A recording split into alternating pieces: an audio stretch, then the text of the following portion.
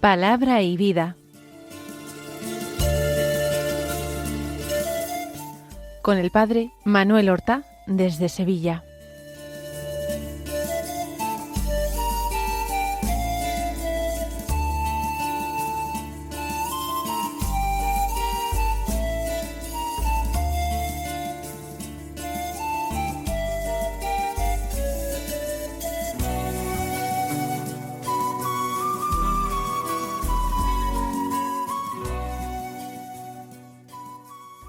En el nombre del Padre, y del Hijo, y del Espíritu Santo. Amén. Alabados sean Jesús y María.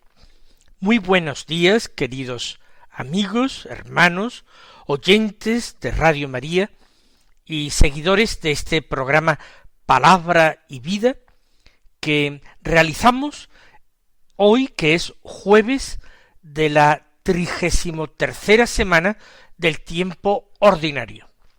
Este jueves es 20 de noviembre. Hoy, en el calendario litúrgico romano, que es el que seguimos nosotros, no encontramos la memoria ni la fiesta de ningún santo. Sin embargo, yo les recuerdo que eso no quiere decir que hoy no se celebren santos en la Iglesia. Se celebran santos, pero no en toda la Iglesia, sino que pueden ser santos particularmente celebrados en un país, o particularmente celebrados en una orden religiosa, o particularmente celebrados en una diócesis, pero no en el resto de la Iglesia universal. Por ejemplo, hoy en Inglaterra se celebra la fiesta de San Edmundo rey, que fue un rey medieval en Gran Bretaña, que comenzó su reinado con 15 años, y a poco de comenzar a reinar fue martirizado por su fe, habiendo sido hecho prisionero de enemigos. Vamos a escuchar ahora la palabra de Dios que se proclama en la liturgia de la misa del día. El Evangelio es de San Lucas, del capítulo 19, los versículos 41 al 44. Es un texto corto, el de hoy, que dice así: En aquel tiempo, al acercarse Jesús a Jerusalén y ver la ciudad, lloró sobre ella, mientras decía: Si reconocieras tú también en este día lo que conduce a la paz, pero ahora está escondido a tus ojos. Pues vendrán días sobre ti en que tus enemigos te rodearán de trincheras, te sitiarán, apretarán el cerco de todos lados, te arrasarán con tus hijos dentro, y no dejarán piedra sobre piedra, porque no reconociste el tiempo de tu visita. Jesús se acerca a Jerusalén. Es el último y definitivo viaje a Jerusalén para celebrar con la entrega de su cuerpo, para celebrar con el sacrificio de sí mismo como Cordero perfecto, como víctima inmaculada, la verdadera Pascua que desde la eternidad nos preparaba Dios para nuestra salvación. Y allí, cuando se acerca a Jerusalén, hemos de considerar que el Señor viene seguramente desde Betania, desde el Monte de los Olivos. Es posible que venga de allí, y entonces la vista que se ofrece a los ojos desde el Monte de los Olivos es una vista espléndida.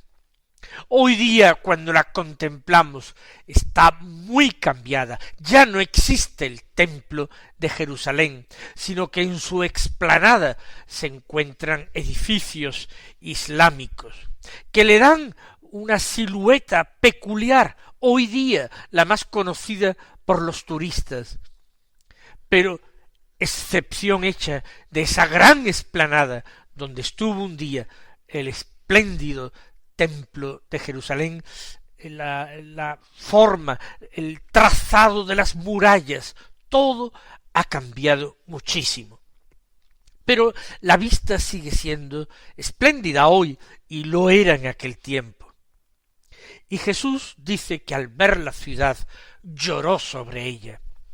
Precisamente en el Monte de los Olivos se construyó en tiempos muy recientes tiempos muy recientes, no quiero decir en estos últimos años, pero sí ya a principios del siglo XX, una pequeña capilla que se llama Dominus Flevit, que significa en latín Jesús, el Señor lloró. El Señor lloró. Fíjense, y es una sencillísima curiosidad, que de toda la Sagrada Escritura, de toda la Biblia entera, del Antiguo y del Nuevo Testamento, el versículo que encontramos más corto de la Biblia lo encontramos en el Evangelio de San Juan, y precisamente en el capítulo 11. Y si alguno no lo sabe y tiene curiosidad por saber cuál es el versículo más corto de la Escritura, que está en Juan 11, le diré que consta sólo de 2 palabras, que son Jesús lloró. No haría falta más comentario. En Juan, capítulo 11, el llanto de Jesús está motivado por la muerte de su amigo Lázaro de Betania, el hermano de Marta y de María. La vista del sepulcro, donde lleva varios días enterrado, conmueve profundamente a Jesús, que llora. El Señor lloró. Jesús lloró. Aquí dice San Lucas que al ver a Jerusalén, la ciudad lloró sobre ella. ¿Sería un llanto simbólico? ¿Quiso decir Lucas simplemente que el Señor se lamentó por ella? ¿O verdaderamente el Señor derramó lágrimas? Yo pienso que esto segundo sería muy verosímil. Esa exquisita sensibilidad de nuestro Señor, ese corazón suyo, tierno y compasivo, sin tener comparación alguna con el corazón de ningún otro hombre que haya existido antes o después. Ese corazón verdaderamente humano, pero que era también el corazón de un Dios encarnado. El corazón de Jesús tuvo que quedar tremendamente conmovido. Porque si había llorado el Señor poco antes por su amigo Lázaro, que había muerto, él contemplaba en Jerusalén una ciudad muerta. La inmensa mayoría de los habitantes de Jerusalén no se habían convertido por su predicación. Jerusalén era la capital del rey, había sido la capital de David. Él, el rey David, la había conquistado a los jebuseos, arriesgando su vida, y la consagró como capital, y su hijo Salomón edificó en ella el templo del Señor, ese lugar santo en toda la tierra, donde habitaría la gloria del Señor, donde la presencia del Señor sería especialmente cercana, donde se podría hablar con el Señor y presentarle las súplicas con la certeza de ser escuchado desde allí, porque Dios se complacía en habitar en aquel templo, construido sí por manos humanas, pero según su designio, según su voluntad. Este lugar santo era la capital del Mesías, no sólo de David, que la había conquistado, sino del hijo de David, no ya Salomón, rey pacífico, sino ese otro rey pacífico que sería el Mesías.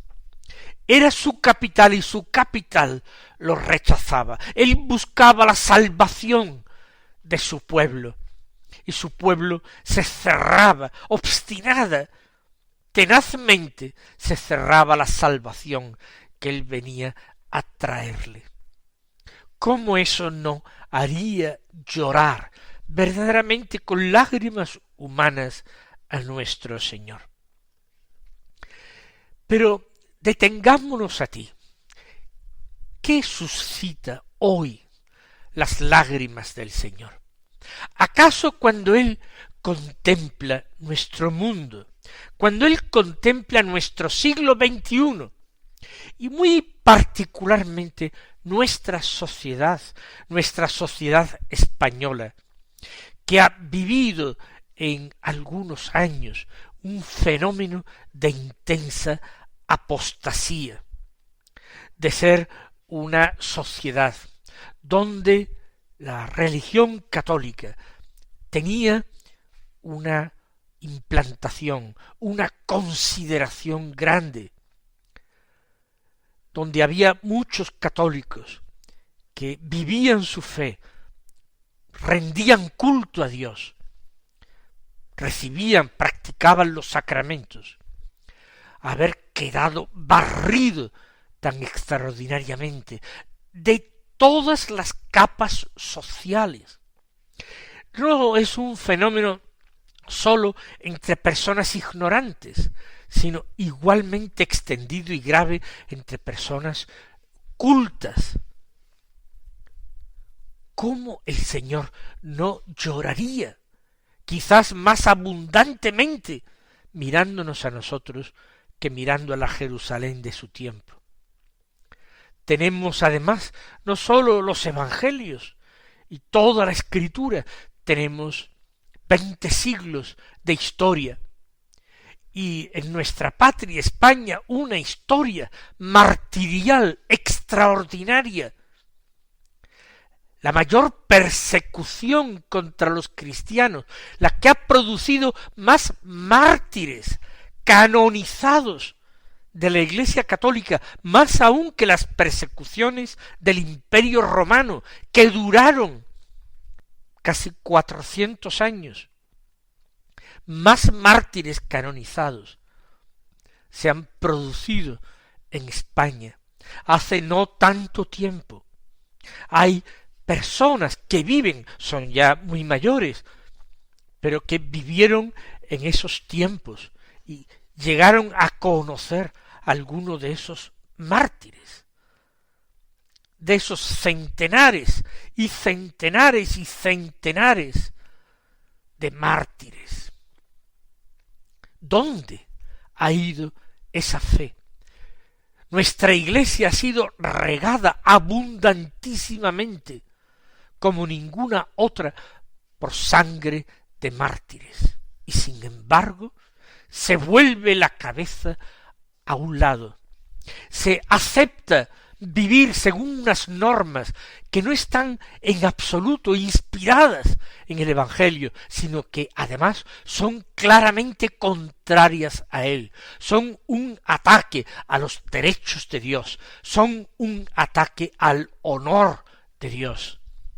Jesús lloró, Jesús llora, y un buen cristiano debe intentar por todos los medios consolar a nuestro Señor.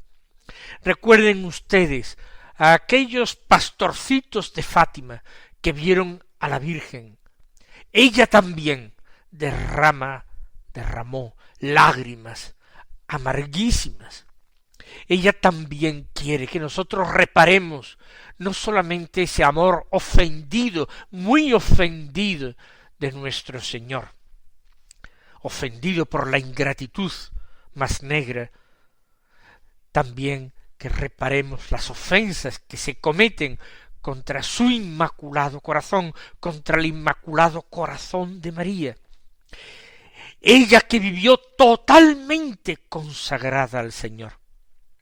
Ella que fue presentada en el templo y consagrada a Él, ¿cómo no llorará igualmente al ver nuestro desvío, nuestro desamor, nuestra increencia? El corazón duro que tenemos.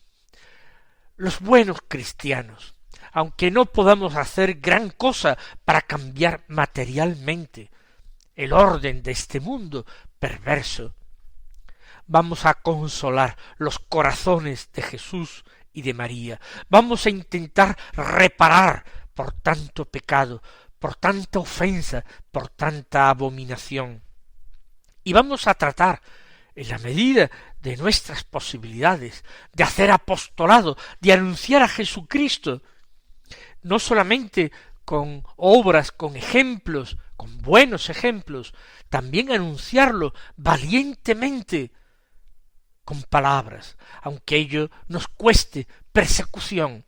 Bienaventurados vosotros, nos dice Jesús en el Evangelio, si os persiguen y os maltratan por el Evangelio. Bienaventurados los perseguidos por causa de la justicia del Evangelio, porque de ellos es el reino de los cielos.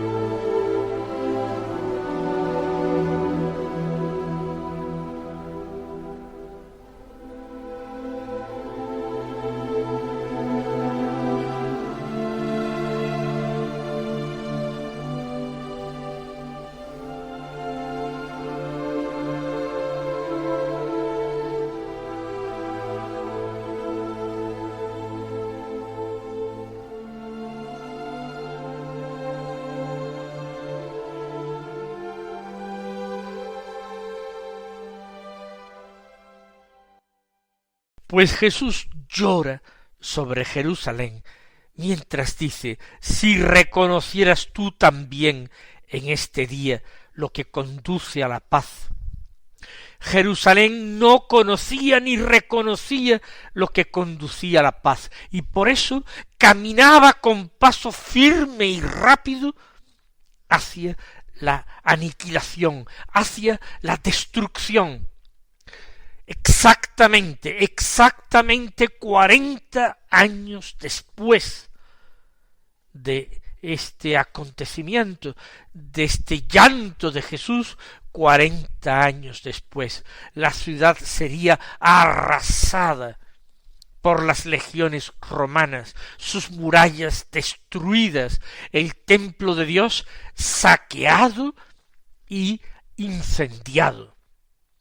De hecho, la gloria del Señor ya no moraba en él, pero seguía siendo el orgullo de la nación, del antiguo pueblo de Dios, de ese Israel, cuyas promesas Dios sigue teniendo en cuenta, en consideración a su amigo Abraham.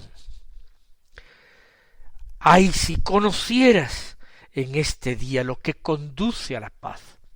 Si abrieran los ojos interiores, si se convirtieran.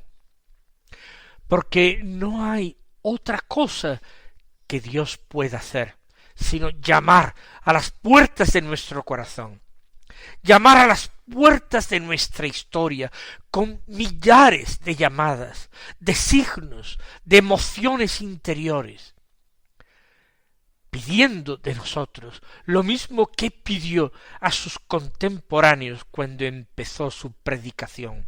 Recorría toda Galilea y Judea, predicando en las sinagogas y en todas partes, diciendo, convertíos, porque está cerca el reino de Dios.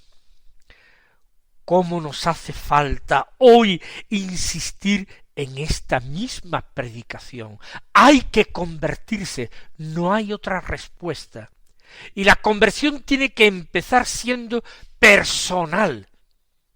Pero la conversión tiene que tener una trascendencia y una repercusión social. Tiene que notarse en nuestra sociedad y en nuestro mundo.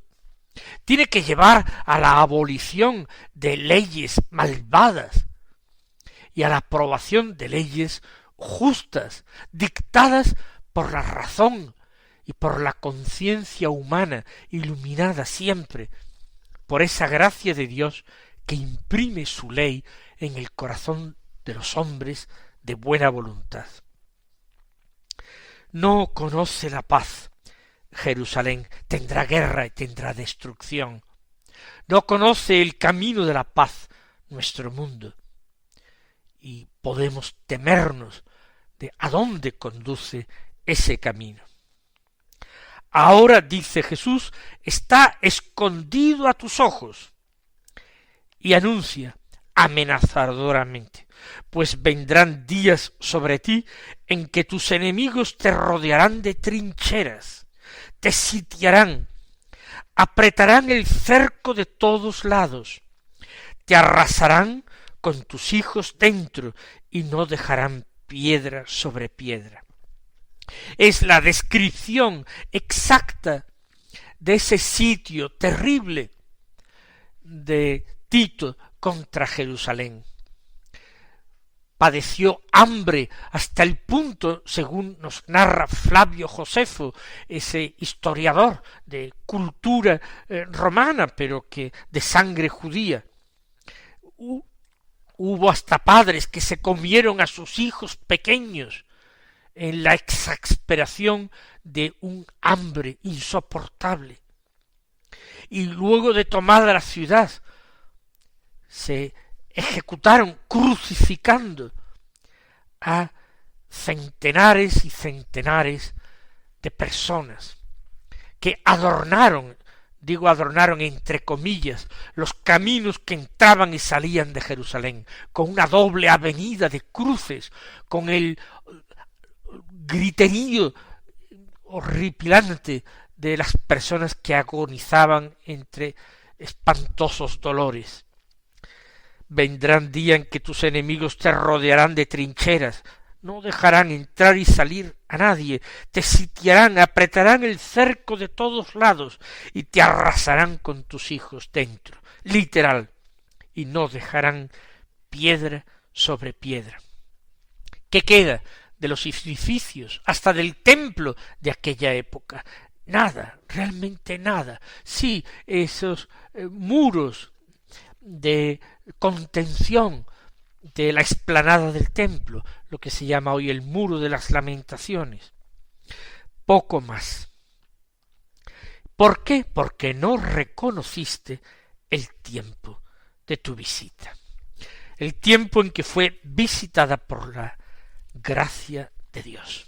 Y queridos hermanos, que no hagamos oídos sordos al Evangelio y que nosotros nos movamos a una sincera conversión. Que el Señor os colme de sus bendiciones y hasta mañana si Dios quiere.